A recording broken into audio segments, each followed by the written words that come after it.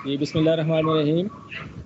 Welcome to Petroleum Club of Pakistan technical webinar series. Today we have a very important topic regarding the oil production and oil recovery in Pakistan. Our daily oil production is currently on a declining trend, and currently we are producing about 69,000 barrels a day. And our daily consumption is about over 400,000 barrels a day.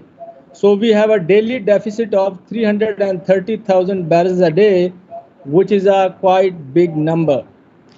So today our topic is a brief discussion on Schellenberger's Fit for Pakistan Enhanced Oil Recovery Vision.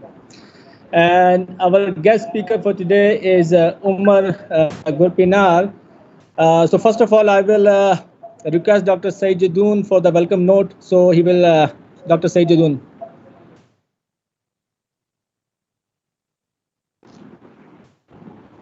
I think Saeed Saab is on mute. Saeed Saab, mic off है आपका.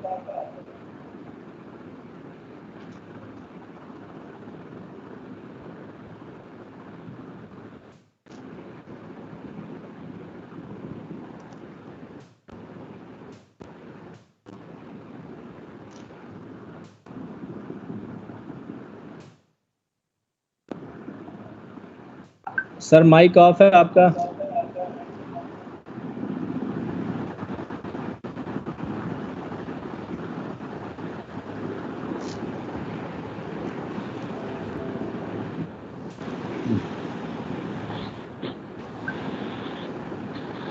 Yes, now you can see. You can hear. Sir. Yes. Okay. Thank you very much, Omer. Thank you very much that you have spared time for us. And as you said, it's too early, and we wanted you to say pray to Allah that Allah has gave us health and prosperity everywhere. So it's a good time to pray. Thank you very much. Even I am also thankful to Schellenberger that they have arranged this webinar with and a lot of SP people are also sign in and they are watching this. As you know that EOR is one of the most challenging job in the petroleum engineering. It is I can say it's the height of petroleum engineering. Its understanding, its application is challenging everywhere all over the world. Unfortunately, in Pakistan, we never tested any concept about the EOR. Our field have been depleted, and our fields are now reaching to the post-mature age. And this is the right time to discuss and to debate on the enhanced oil recovery. As we have a lot of challenging, as Tahir initially told that we are deficient in our oil production. We are only meeting about 17% of the oil production to the total demand of the country. We need more oil. And as you know that all over the world, more than 60% probably oil is still trapped in the reservoir, and we won't be able to recover after primary or secondary recovery. So EOR is the only methodology and its application that can give us a little bit more ultimate recovery from our underground oil trapped in the reservoir. So without wasting too much time, I again express my thanks to Omer and Schellenberger for providing this opportunity for us to learn things from Omer. I hope we will get something out of this discussion and it will be applicable to Pakistan. Thank you very much. Okay, let me introduce our guest speaker for today is Omer Gurpinar. Omer is the Schellenberger's Director for Enhanced Oil Recovery. He is world recognized with his new vision on IOR and EOR, and he has been responsible for leading Schellenberger on development of technologies and service aiming to improve the recovery factors in oil field, including the unconventional reservoirs. Omer has over 40 years of hands-on experience in various applications of improved oil recovery and enhanced oil recovery for field optimization. His scientific interest includes but not limited to naturally fractured reservoirs, recovery physics, compositional reservoir modeling, and CO2 EOR, and more importantly, the smart EOR system for from pore to pipeline. So Omer, over to you. Please start the session. Thank you very much with nice introduction. I hope everybody hears me and sees the presentation clearly. Yes. Perfect. So thanks for this opportunity. Thanks for inviting me. I have to admit, last time I've done a project for Pakistan, it was 30 years ago. So it's time that we have to change that, right? So the topic of the talk has been like, in one presentation, I'm going to solve every recovery issues of Pakistan. I am good, but not that good. Let's start with this simple presentation. And I'm hoping that next meeting that I'm promising to you is going to be more focused. So, this is my vision. And lately I call it all the EOR with new vision. And then let's go deeper. And value we are going to get from this conversation is not my PowerPoints. Hopefully is the question that we are going to have and try to answer.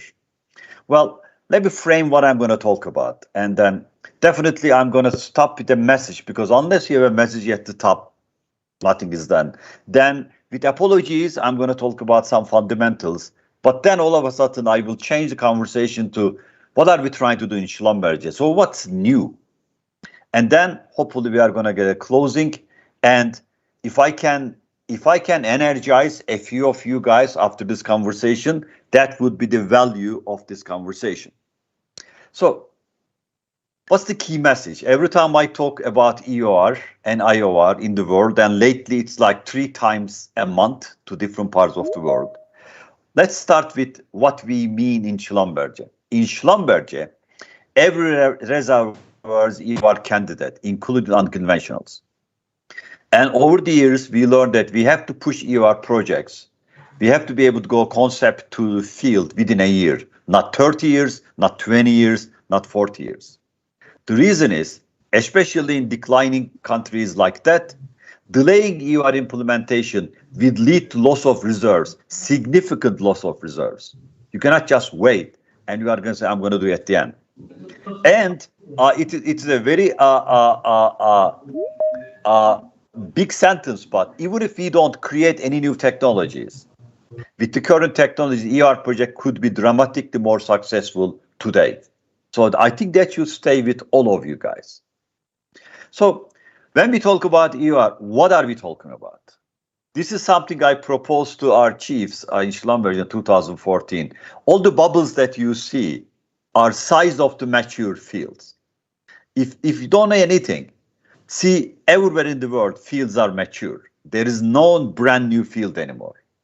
And in those fields, currently, there are different kind of recovery schemes are being implemented.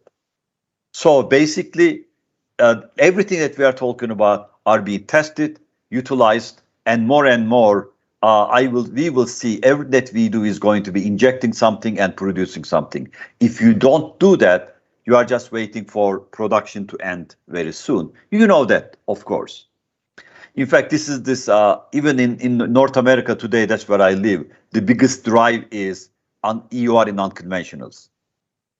So again, with apologies, I'm going to talk about some fundamentals, but hopefully I will look at with a different twist. First of all, ladies and gentlemen, EOR is not new. Okay, what you see here in front of you is all the full field EOR projects implemented over the years from the beginning of the oil industry. At the top, carbonates, at the bottom, clastics. The color indicates different type of EOR schemes.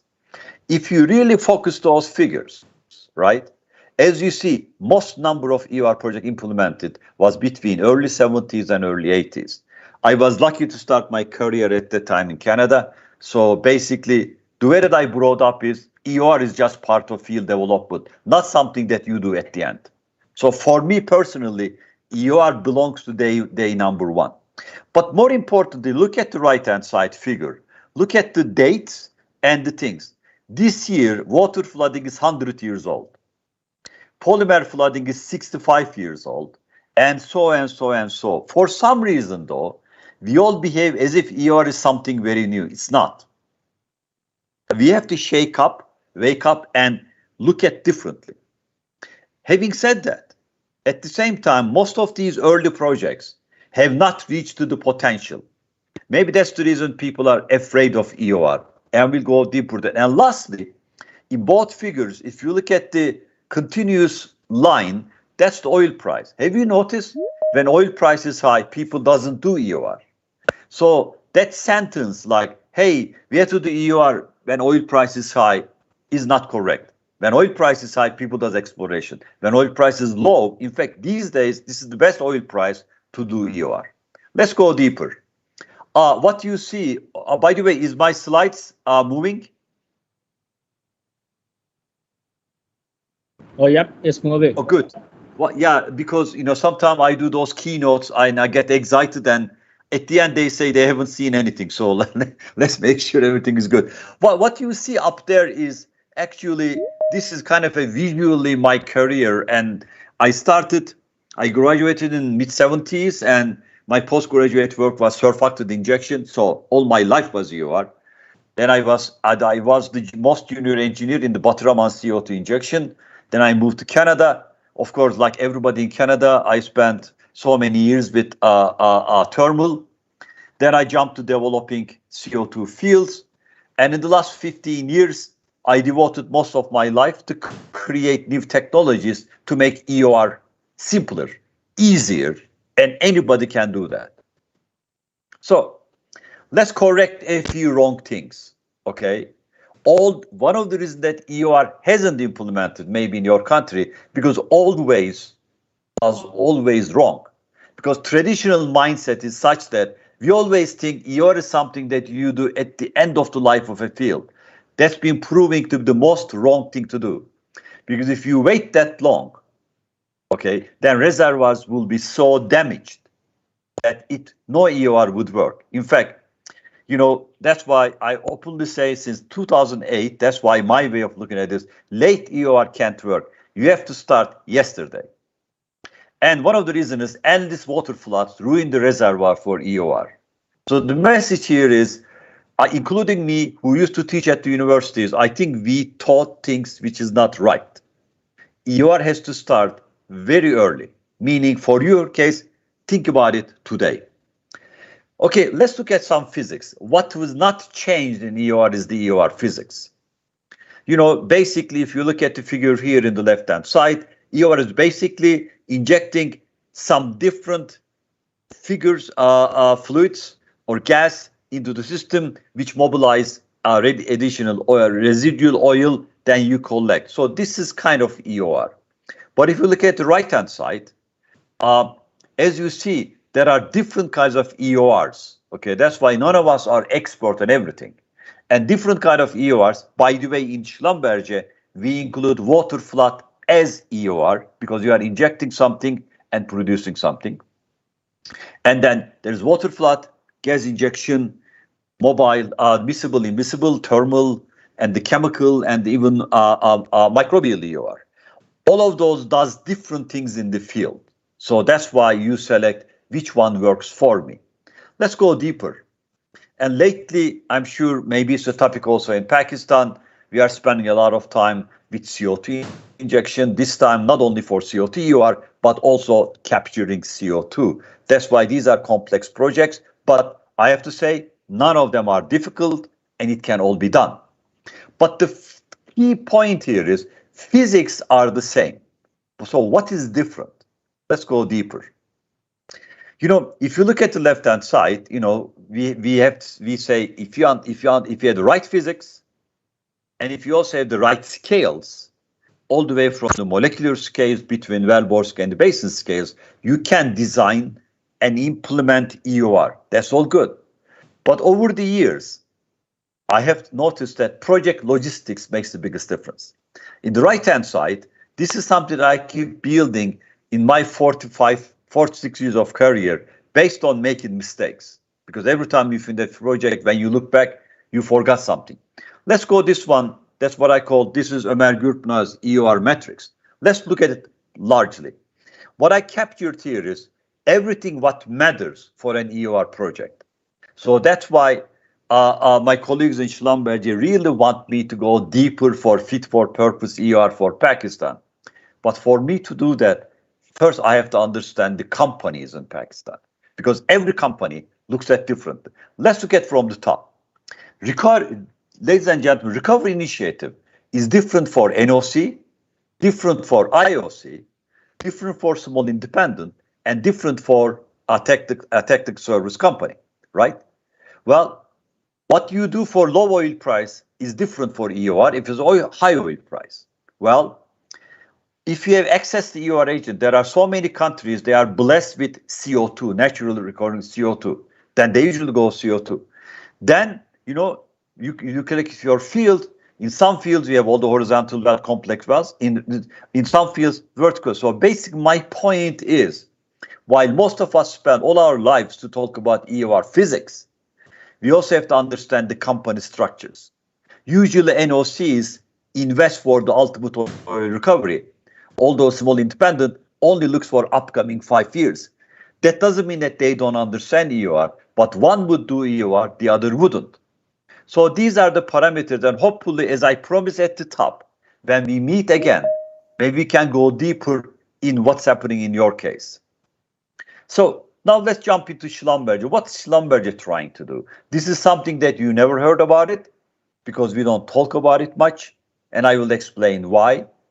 But my job is to prove to you that we have been looking at this for a long, long, long time. So, by the way, year 2008, I was asked to lead EOR in Schlumberger. And at that time, I already have 30-some years of relatively successful EOR experience. But when I was asked to lead that with a technology company, I decided to push the restart point. And I said, I will go after questions that I don't have an answer yet. So basically, I could have done all I know because I'm so-called very famous. But I said, why don't I correct things? There are a couple of questions. I'm sure it's all in your minds, but we never talk about it. Basically, ladies and gentlemen, nobody knows how to, where to, and when to start EOR. Nobody knows that. We all talk about it, but nobody knows. So I said, we are going to find an answer to that one. Another thing is, really nobody knows how to go from the lab to the field. Usually EOR works very well in the lab, but when you go to the field, it fails. Why? Nobody talks about it. Still nobody talks about it. Then sometimes if everything works, you want to go to the field for pilot. Well, how many pilots are you supposed to do? How big is it? There is no answer. Then the question is, usually EOR is implemented in the old field. Can I use existing wellbores? Because you can never go to the management and says, I have to drill 2,000 brand new wells to do EOR. They will just fire you. It doesn't work that way. Let's see if all work great. Then how are you going to ensure success of the EOR project? Because the EOR project usually works, early design, and failed in the field. Then lastly, and the most important thing, we never talk about it, is my team ready for IOR, EOR? Is management ready? Is technical staff ready? Because it's a conversation between friends, honestly, usually technical staff are not ready for EOR. They usually don't want to talk about EOR. So basically in 2008, I decided to go after all the questions. Nobody has an answer. So let's go deeper. First of all, most of us, when we talk about EOR, we just talk about mobilizing remaining oil. That's what I taught the first 20 years of my career.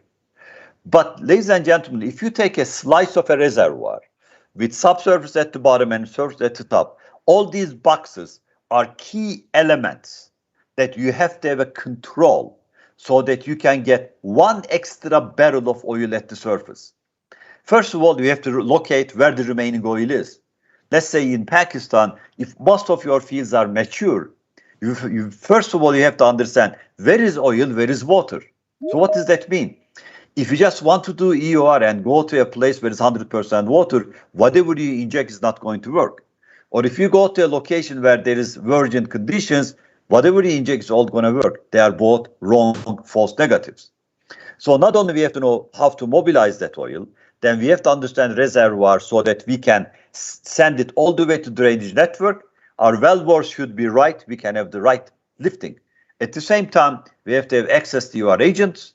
We have to have monitor and control and all these ones. So basically, the first thing I said to the world in 2008 is we cannot just look at one thing.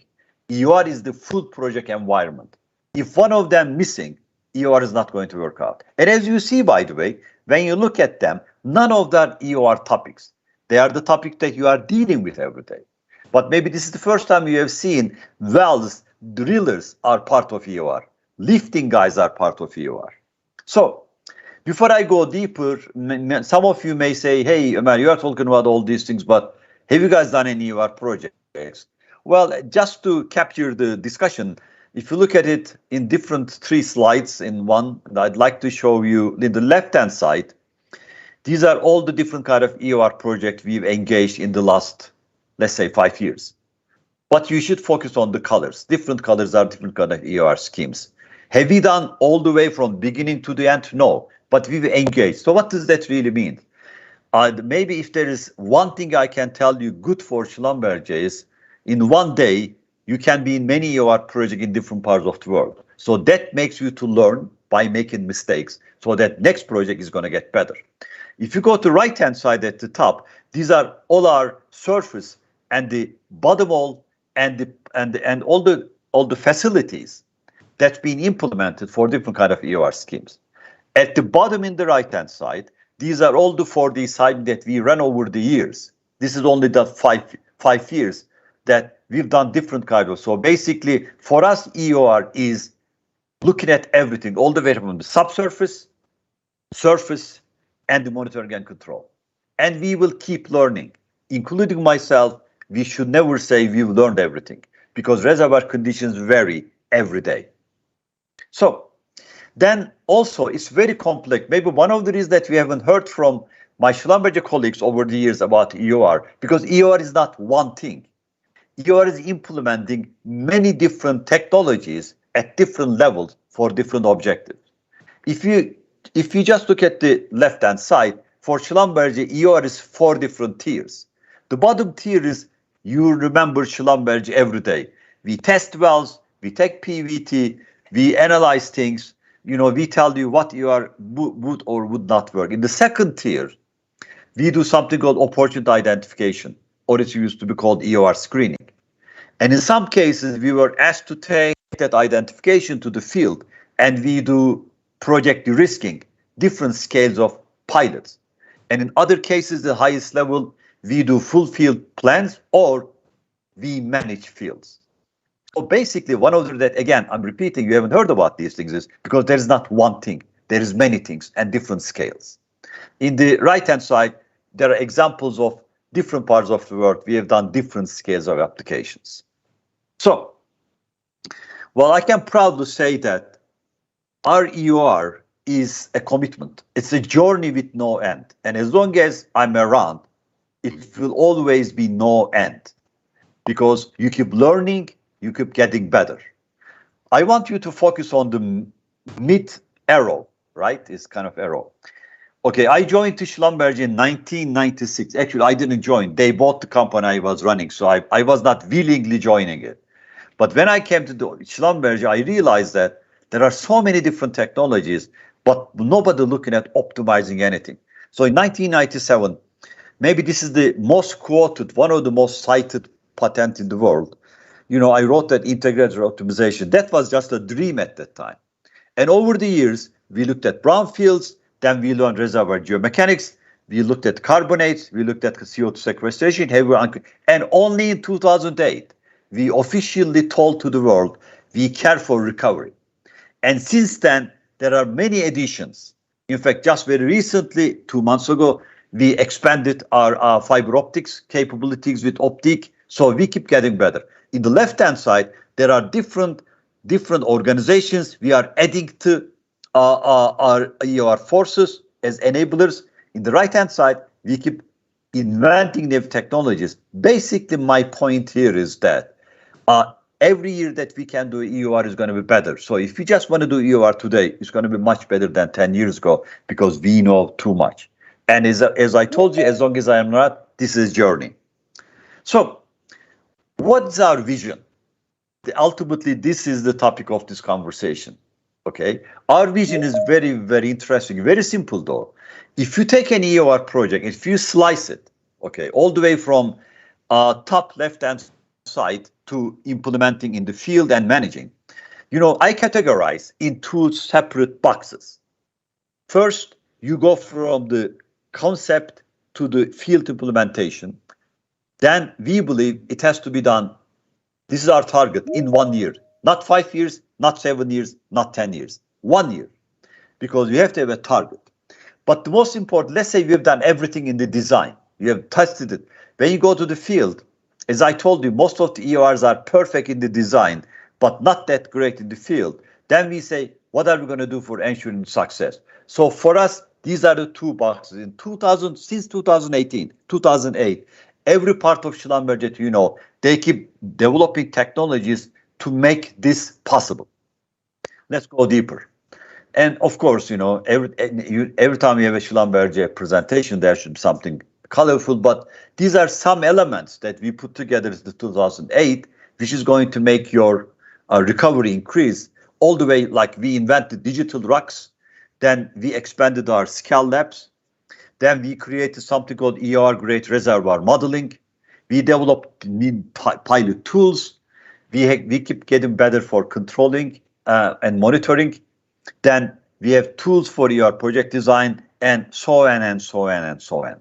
And again, this is a journey. So what are the new ways? Because once I told the EOR is very old, so what are we really doing which is new, which is going to make your life better? Well, first of all, in many countries, in many companies, in many organizations, including probably yours, there is something called EOR screening. Usually EOR screening is there's an Excel spreadsheet with average properties gives you a number. We don't believe that thing. Because most of those numbers are coming from 1970s pilots or the project. It doesn't belong to today. So first of all, we created a new tool called EOR-ST, and which is, by the way, process your reservoir model. It tells you what's going to work. This is something that a project team could do maybe in 1 month or 2 months. Now you can do that in 1 day.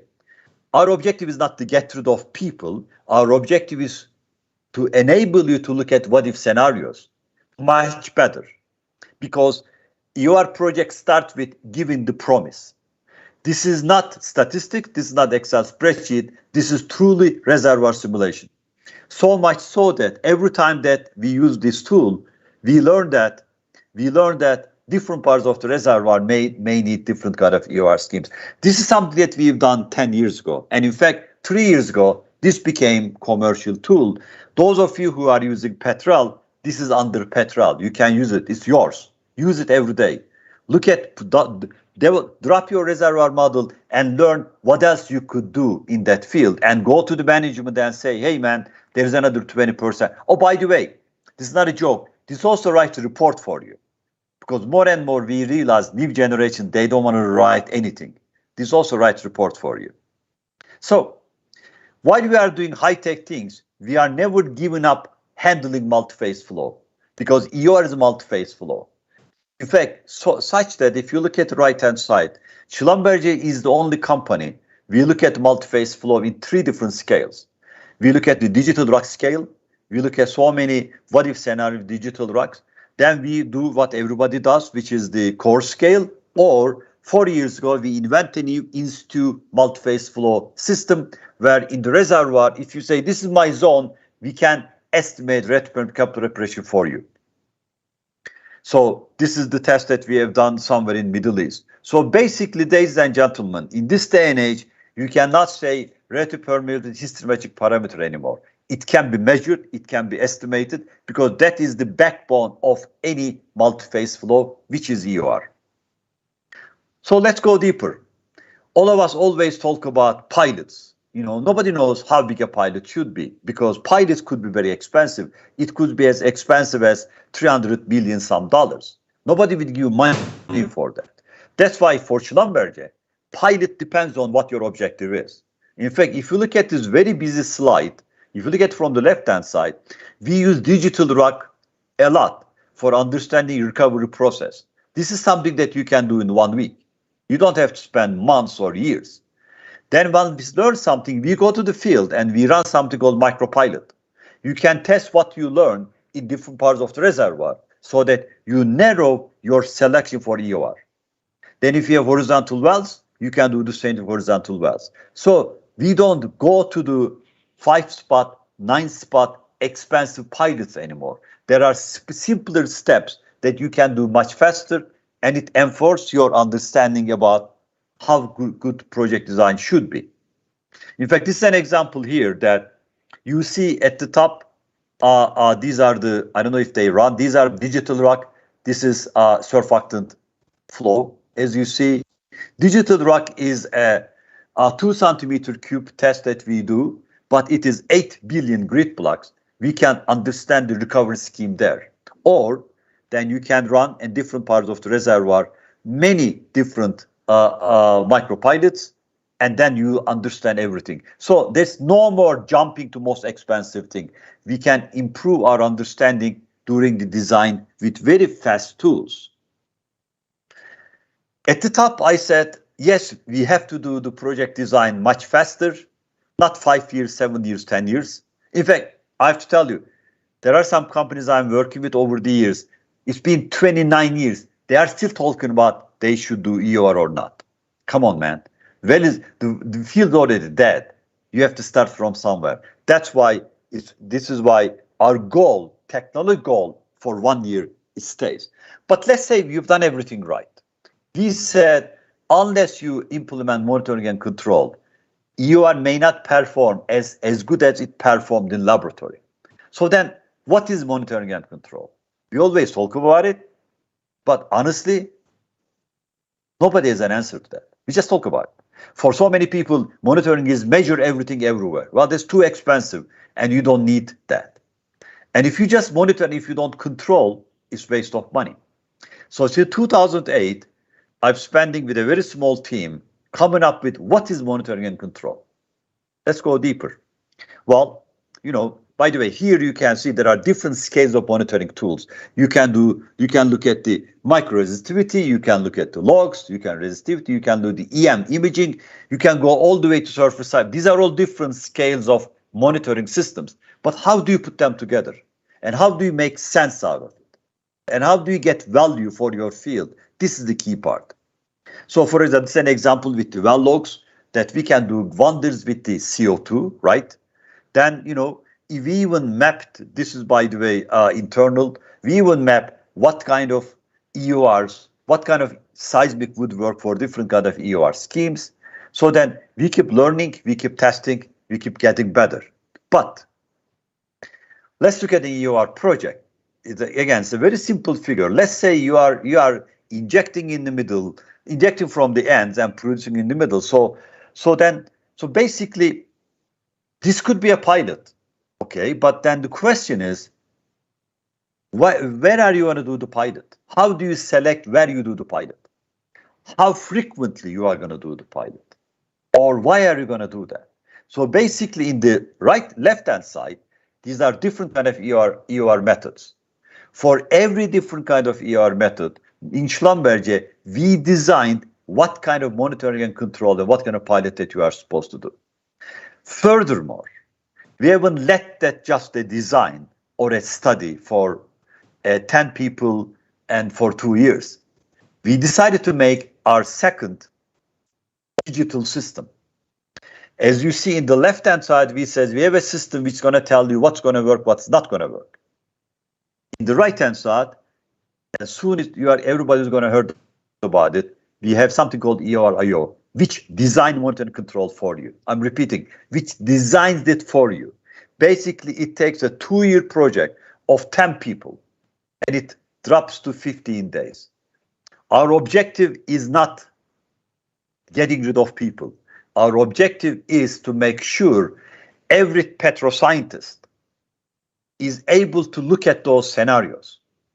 Because your expertise, especially open-minded expertise, person who can understand not only how to mobilize the oil, but also how to make a project, is very limited in the world.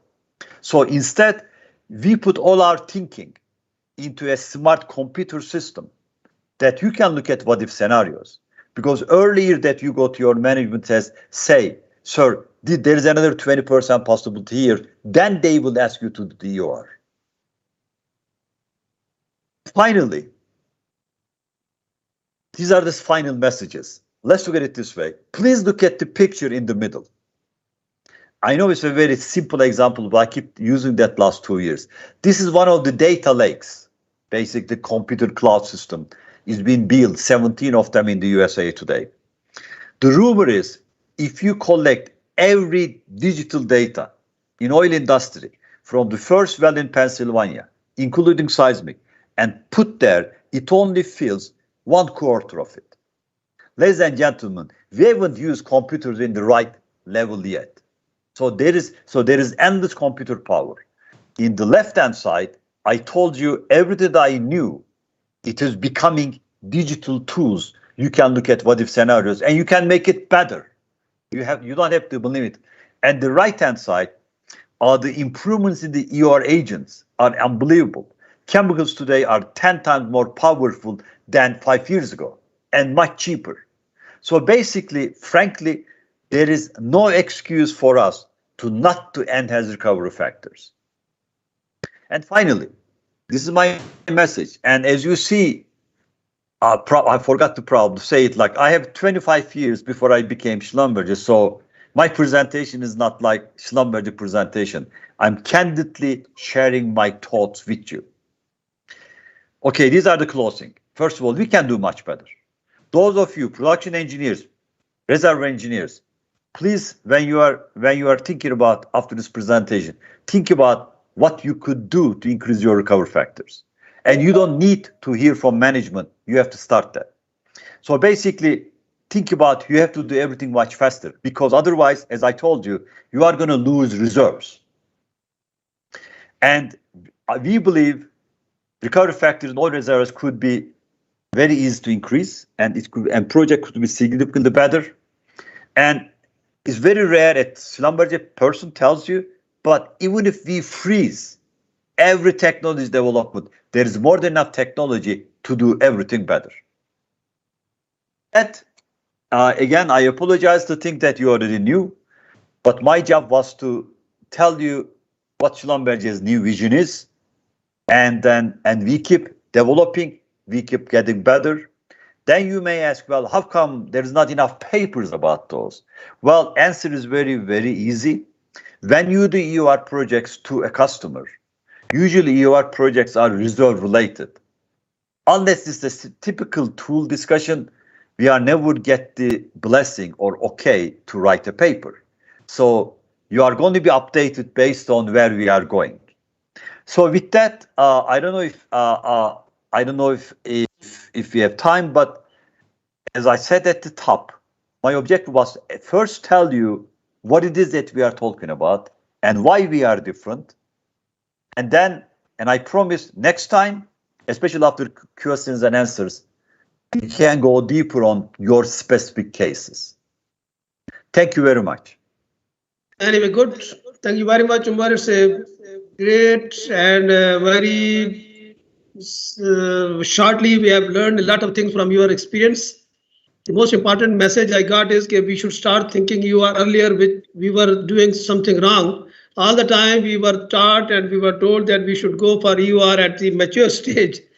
So you gave this message that we should start thinking immediately, even after 1 year of production. Thank you very much. Now we will start the question answer session. So anybody please would like to ask question to Omer, raise your hand, as few hands are raised already. So first hand is Mr. I think from Minasa. Akmalaz, please unmute kar dein apne usko. Thank you, Dr. Saab, and Omer, that was a very nice presentation, a different view, and there are so many interesting ideas that you have presented, and I think we can have an endless discussion. But really, what I most interesting part is, and that goes back to limitation of EOR, that we know that in all the EORs, the biggest problem is very long incubation period. It takes years before we can implement an EOR from concept development. And this fast track EOR is very interesting if you can reduce this time for implementation. So my question is that this concept, have you implemented in any field so far where you have managed to accelerate EOR implementation over 1 year? Answer is yes. Thanks for the question. Answer is yes. And in fact, by the way, at the introduction, I will introduce that currently I'm doing 4 different EORs in different parts of the world. Okay, and 3 of them, exactly, once every 5 years, they are delaying the implementation. But when the urgency is there, it could be done. It could be done. In fact, next time, maybe when we get together, I can share some of those public data with you. As early as 20 years ago, 25 years ago, when I was in Canada, let's say the famous Weyburn CO2 project, from concept to the field, we went in 1.5 years. It's all the will, it's all the urgency. If we say we have to do it, what I'm saying is everything is there to do it right. In most cases, as you know, my friend, this is a very candid comment. In many cases, when EOR implement takes longer, my conclusion is they just don't want to do it. They just want to talk about it. But message as technical people to you all. By the way, the monitoring and control part was the part that I was working with Joshua and I am. So now you understand the connection. So basically, I'm not expert on everything. We work with the expert.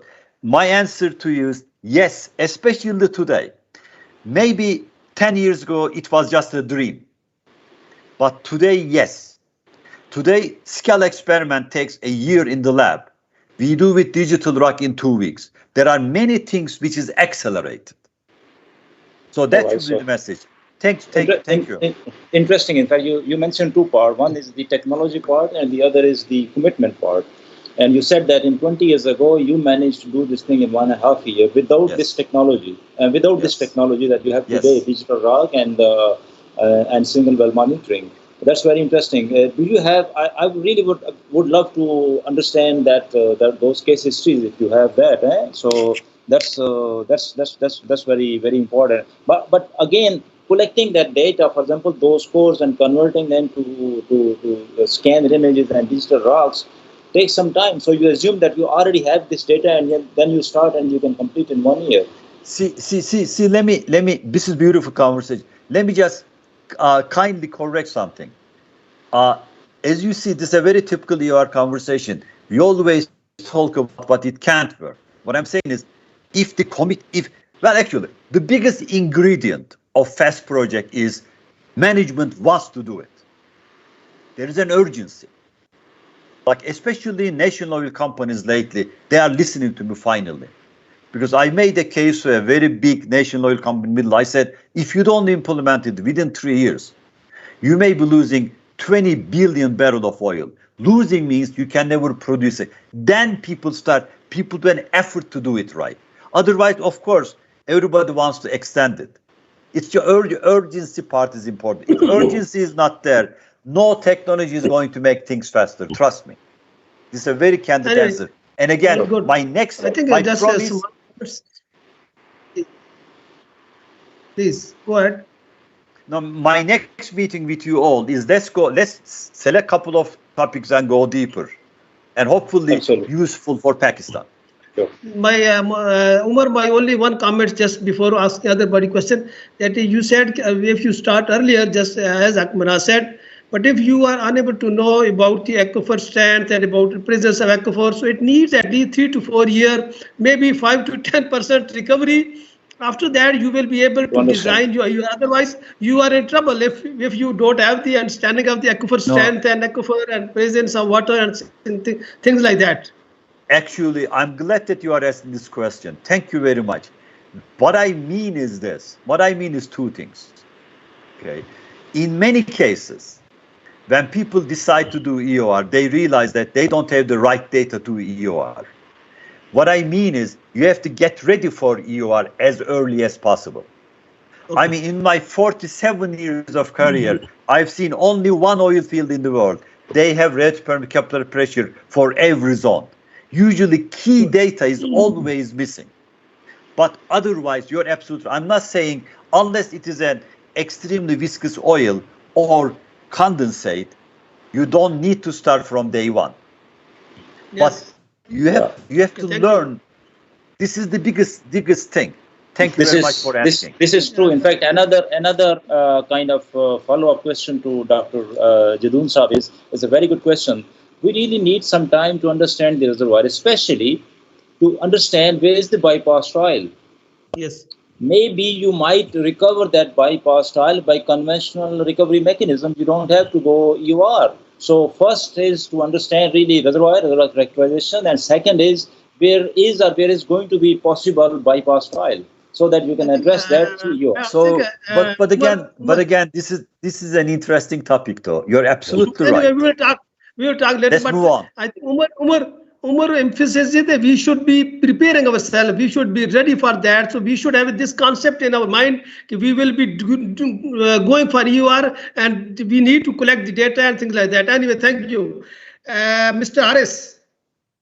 There's a hand raised by Mr. Harris. Hello, everyone.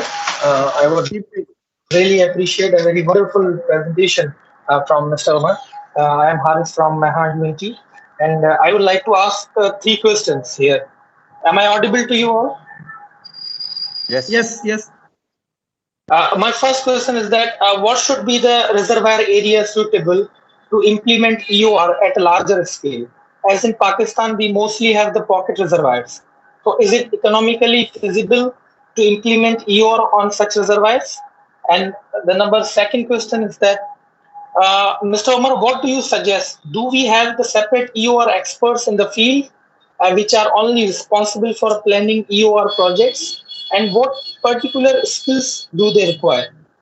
And with that, the last question I have is, what are the main hindrances to implement EOR in Pakistan? Is it technical, political, or lack of oil and gas management itself? Thank you. I start with the easy one. Yes, EOR works in small reservoirs too. It depends.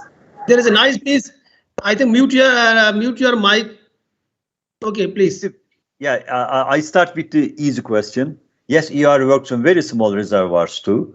There are so many small anticlines in Canada. They all have a half amp of CO2. Half amp of CO2, you get the production in the second day. No problem. And of course, EOR is scale dependent. When it comes to the financial affordability question, I usually skip that because it also changes from one country to another. I always try to figure out a technical solution first, then I can look at, can I afford it? Then your last question was a loaded one. That requires a long discussion. In many cases in the world, when EOR is not implemented, the reason is everything all together. But my message is, especially what I got that Pakistan is only producing 17% of the consumption. Most likely, you have to start EOR yesterday, or the country says, I'm not going to do oil production. I'm going to buy from somewhere else. There are mega scale and small scale financial discussions. But message I'm going to give the technical people. I'm a technical people. I still do projects myself. But ladies and gentlemen, it's usually us stopping EOR. Trust me. Because doing the things that everybody accepts is very easy. Drilling a well, nobody questions it. But if you say, I need a rate permeability test, everybody questions $5,000. You have to make a case why some things are important. Yeah, very good question. Thanks, Harris. Mr. Harris. Thank you very much. Another hand was raised by RMD without any particular name. RMD. There was a hand raised. Hello, sir. Ijaz here from OGDCL. So I have a question here that previously there was no competition between oil and conventional oil and EOR, but now we have a shale gas, shale oil in place in USA. So they are producing very economically. So companies are investing on the EOR projects, or they are going for the shale gas, shale oil, because they are producing even at the rate of $27 per barrel. they were producing from shale oil. So what is the strategy of companies working in US? So what are they making? Are they going for the expensive EOR projects, or Okay. are Okay, thanks. Let me answer that question. You at the end you just said expensive EOR projects. Well, we don't know if EOR project expensive. If you do it wrong, it's expensive. If you do it right, it's not. So, in terms of very good question about unconventional versus conventional, I'm going to surprise you. Right now, every oil company in USA is getting ready for EOR in the unconventionals. I'm repeating, even unconventionals, EOR is going to be implemented. Okay. Okay, thank you. Aksab, again, you had raised the question, raised the hand. Manas. Phone is muted. Manas. Okay. All right. Okay. Well, my question is again a little bit philosophical, and that's Omer. That I mean, going back to your first, I think, second slide, where you mentioned that EOR technology is probably as old, a little bit newer than water flooding.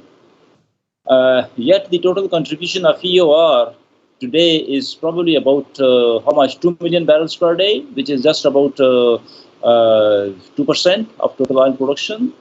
So that is a very disappointing figure, actually. So there is definitely something terribly wrong. Okay, we have so much hope from EOR.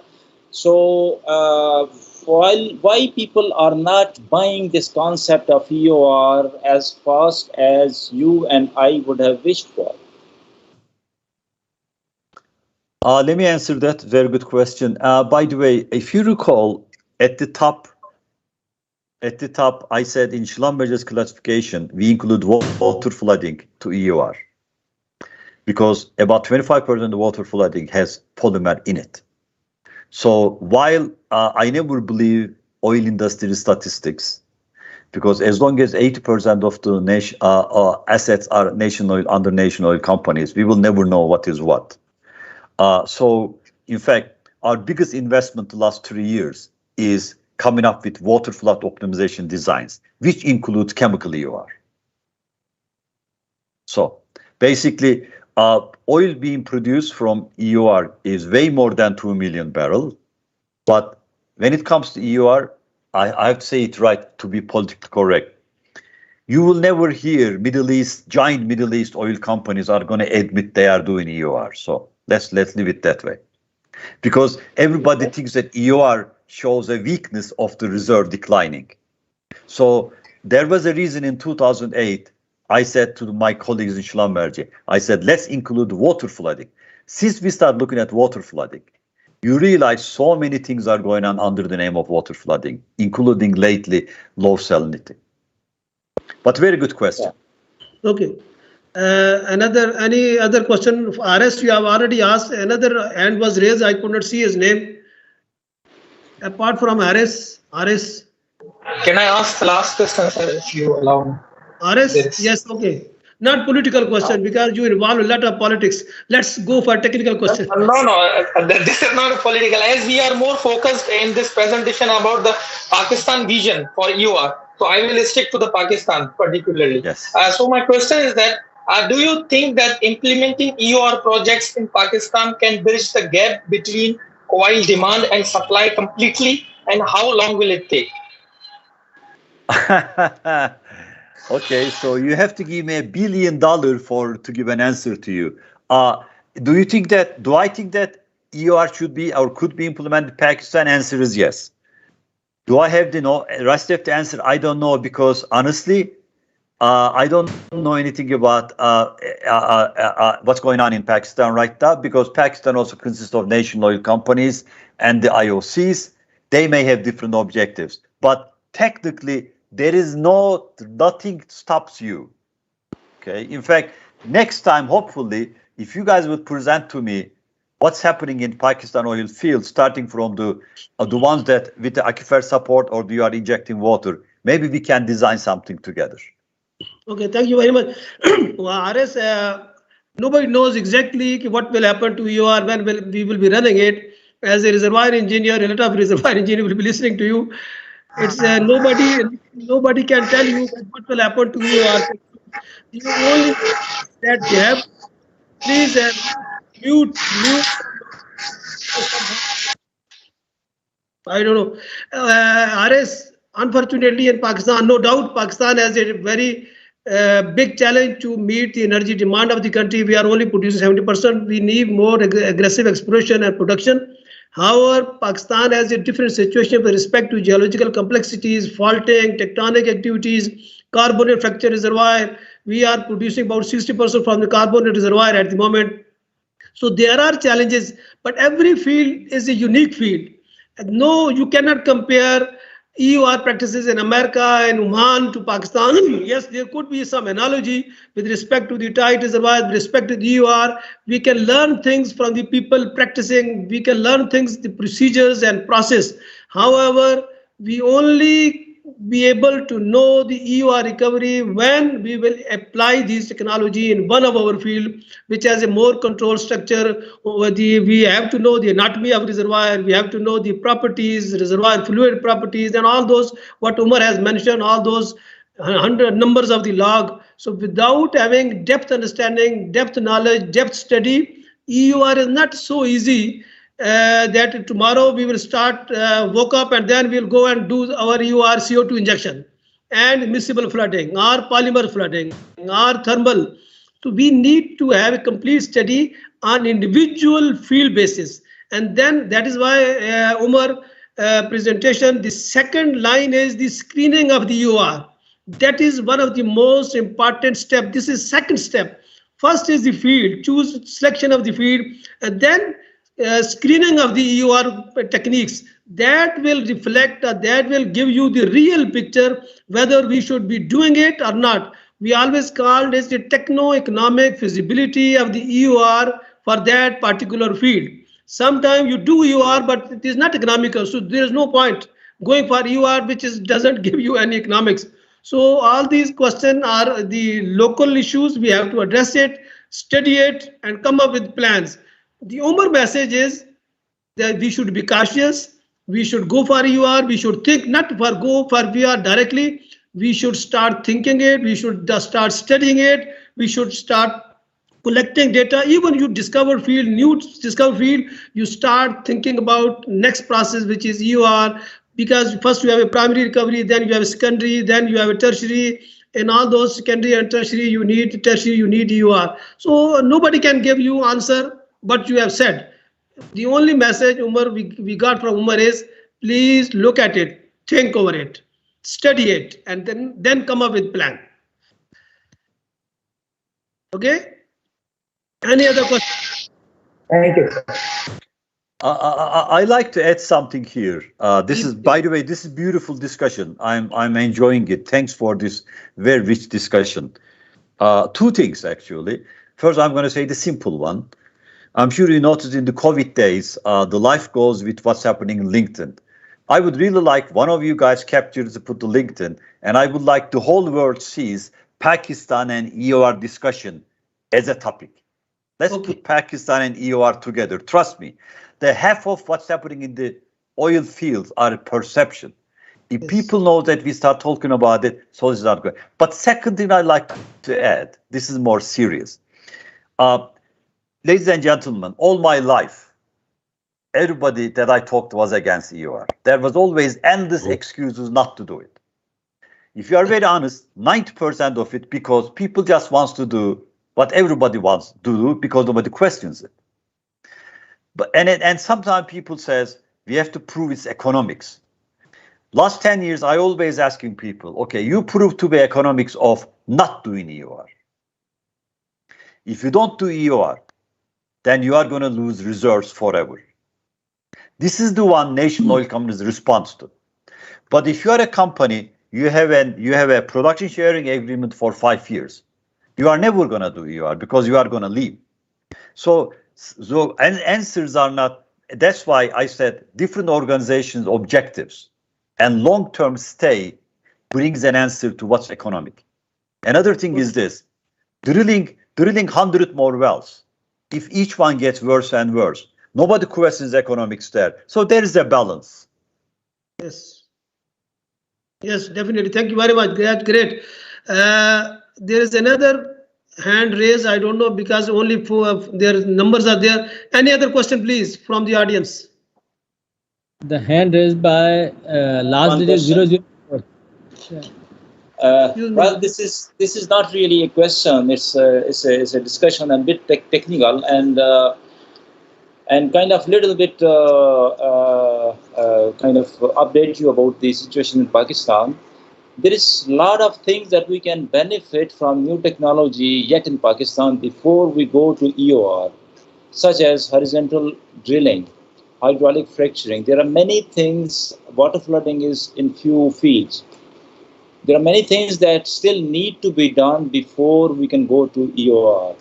So I think it's probably looking at the whole thing in totality with the objective of improving production, improving results, rather than just focusing on EOR. So really, our focus should be the reserve improvement rather than just EOR. Let me respond to that. This is beautiful. Looking back, what we also learned that you don't need to do things one after another. You can go after increasing your well productivity while still caring for recovery.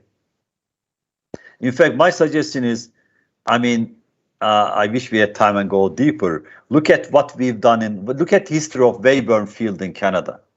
It's like a textbook. First, endless drilling, then endless water flood, then endless horizontal wells, then CO2 again.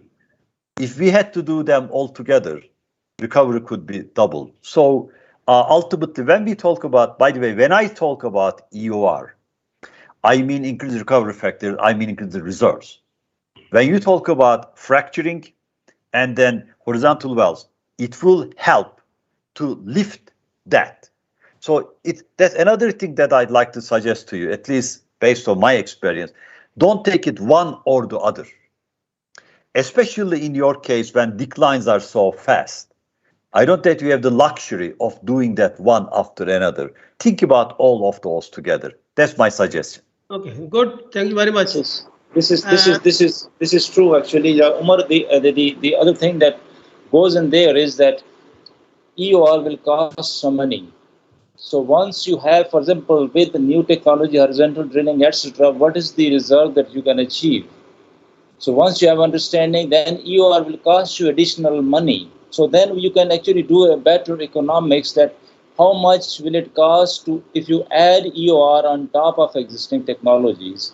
Otherwise, if of course the best thing probably could be or easiest thing could be to put everything together and we definitely will get very high recovery factor. But maybe we might be doing an overkill in that situation.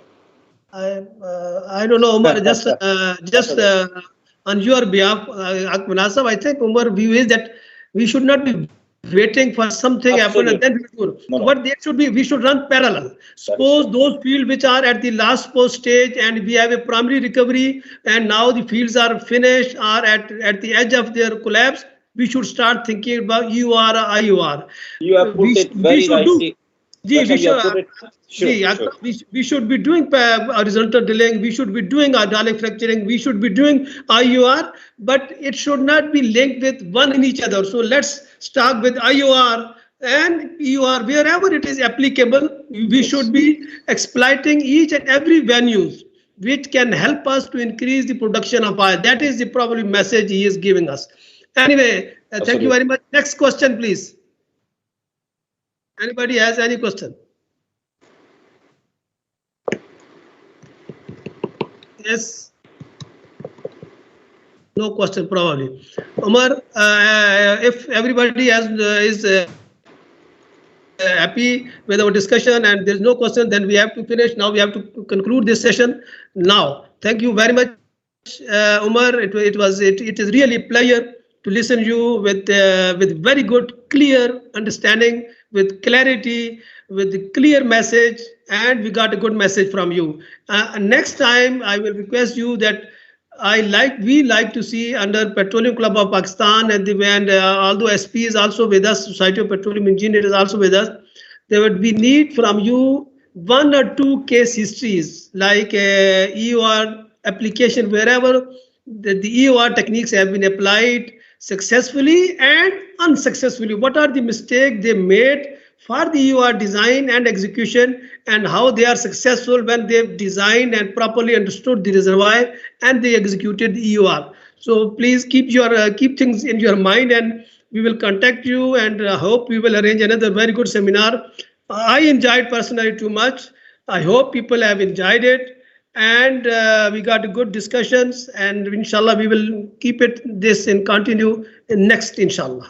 Thank you very much, Omer, and thank you very much to Schlumberger that they help us organizing this with the Petroleum Club of Pakistan.